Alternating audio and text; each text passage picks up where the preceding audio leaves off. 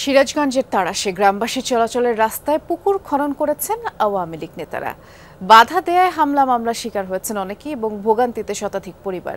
তাদের দাবি, ক্ষমতার দাপটে অবৈধভাবেই সরকারি খাস জমি দখল করেছেন অভিযুক্তরা। এই বিষয়টি প্রশাসনে একাধিকবার জানিয়েও কাজ হয়নি, আর ঘটনাটি খতিয়ে দেখছে প্রশাসন। শ্রীলঙ্কা আবারও রপ্তানিতে শীর্ষে।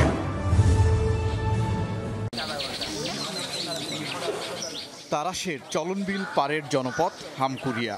শত বছর ধরে এই পথে চলাচল এলাকাবাসীর। সেখানে এখন কাটা হয়েছে পুকুর। রাস্তার উপর ঘরও তুলেছেন আওয়ামী লীগ নেতা। গ্রামবাসীর দাবি, এলাকার প্রায় 40 বিঘা জমি ও পুকুর সরকারি খাস খতিয়ানভুক্ত।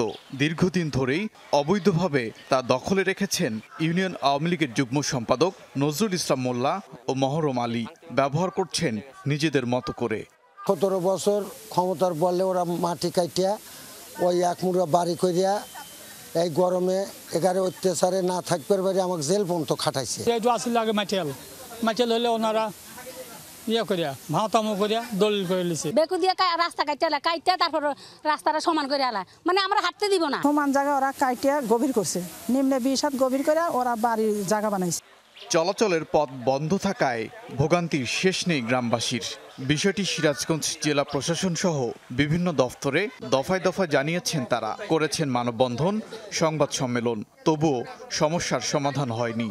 কোথাও রাস্তা বন্ধ করে পুকুর কেটেছে, কোথাও বাড়ি করার জন্য পায়তারা করতেছে, কোথাও আবার জনগণকে ভোগান্তি করার জন্য মিথ্যা মামলা দিয়ে তাদেরকে জেলে ঢুকানোর পায়তারা করতেছে। আমার বাবাকে জেল খাটাইছে, তারপর মামলা এখনো আছে। আমরা প্রশাসনের কাছে এটাই বলবো যে সুষ্ঠু একটা বিচার হোক।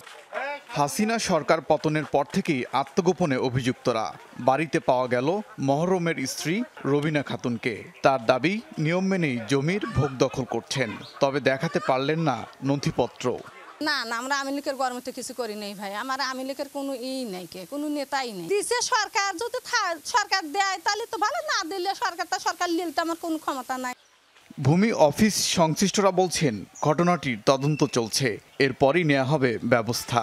আমি এখানে গেছি, তদন্ত করছি, প্রত্যক্ষভাবে দেখেছি এবং শুনেছি, এলাকার লোকজনের কাছে যা জেনেছি, আমি ওইভাবে একটা সুষ্ঠু নিরপেক্ষ তদন্ত প্রতিবেদন দেব। তারপরে ততটুকু জেনেছি যে ওখানে জনগণের রাস্তা নিয়ে ভোগান্তি হচ্ছে আর কি, সরকারি রাস্তা বন্দোবস্তের জায়গা নিয়ে তদন্ত প্রতিবেদনটা পাই, তারপরে সরজমিনে যাওয়ার প্রয়োজন থাকতে পারে আর কি বলে মনে হচ্ছে।